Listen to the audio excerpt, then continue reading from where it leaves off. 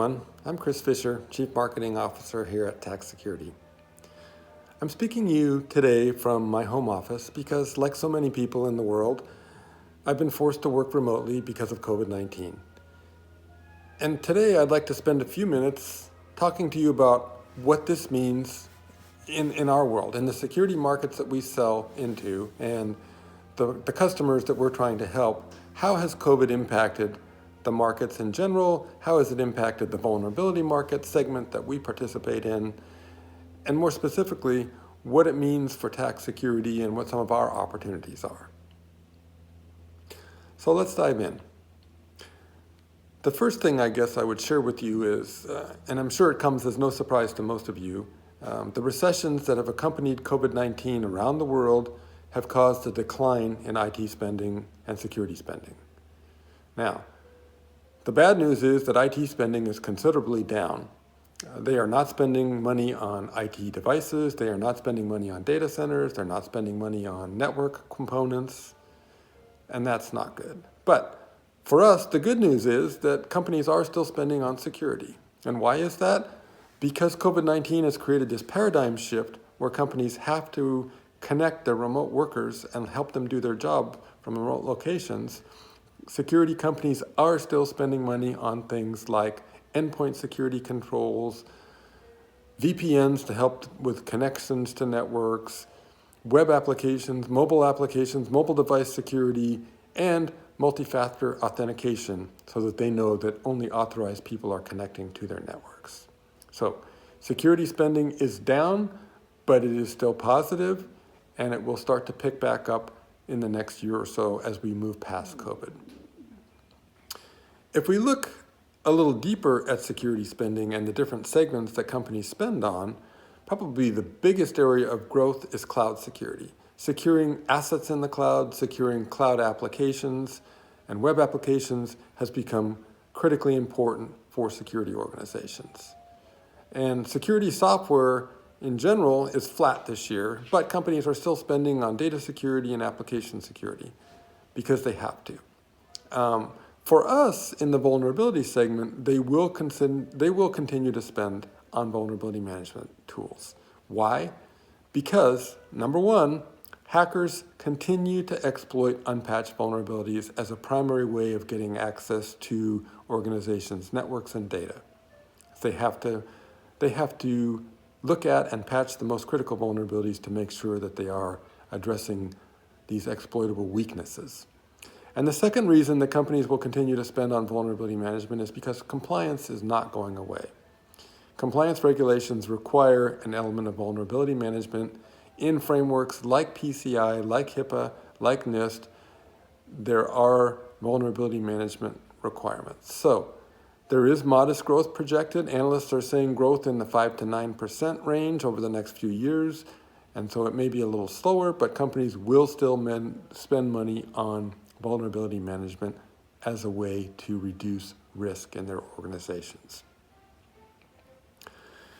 If we turn now to the way security organizations and the CISOs who lead them are thinking about security in these times, as I mentioned, they are scrambling to address the rise of the remote worker. And this is not going to change after COVID is under control.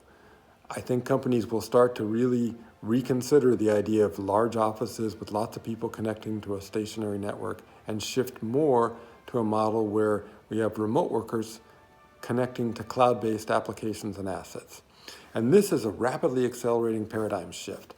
The inside-to-inside model, which has been more traditional in the past, where we have a data center and branches or locations that are connecting to it, is being replaced by an outside-to-outside paradigm where we have remote workers who are using mobile devices and mobile applications to connect to cloud-based assets and cloud-based applications. So this is an accelerating paradigm shift that's caused a lot of the CISOs to really stop and think about what their priorities are. One is remote workers.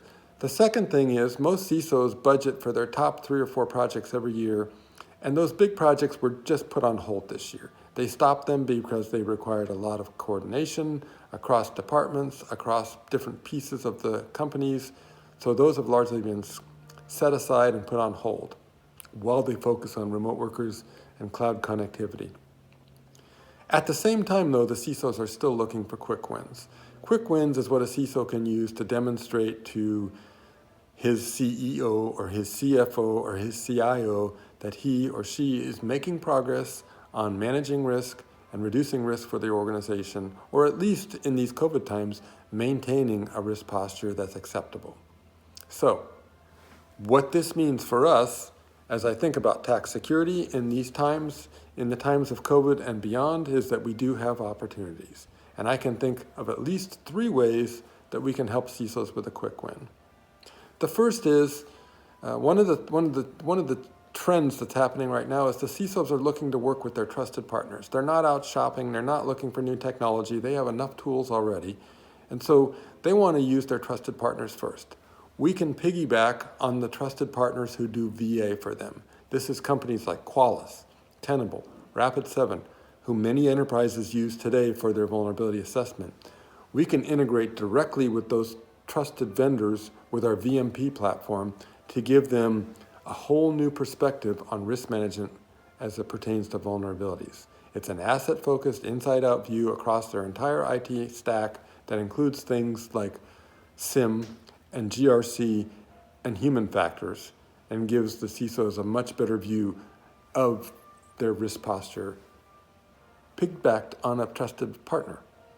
The second thing that we can do to help them with a quick win is we have this great services arm where we offer the AppSec platform that can do an outside-in, application-focused view of web and mobile applications that the remote workers are using today. And then we can do this without disrupting their business operations to give them an assessment of vulnerabilities in these applications that need to be addressed to make sure that the remote work connectivity is secure. And the third thing that we can do is we have this great cyber risk score that's part of our platform that gives the CISO and his team an easy to understand, easy to communicate metric that they can say, look, this is our overall risk posture. It's better today than it was. Look at the trending data. I can give it to you at the company level. I can take it down to a business unit level. I can take it all the way down to an asset level and give you an easy to understand priority on what should be fixed first to reduce risk posture. And that's a quick win for a CISO. In fact, a lot of CISOs would take that and go, great, now I understand my risk posture across the organization in a way that I didn't before, and I can see it in real time, and I can communicate effectively. So we do have opportunities. Our markets will continue to grow. We can help our customers with quick wins. We can help them piggyback on the partners they already have and get these quick wins. And so I look forward to working with all of you to help make that happen, to help our customers and continue to grow TAC security to a bigger presence in the market. Thank you for your time, and we'll talk again soon. Bye-bye.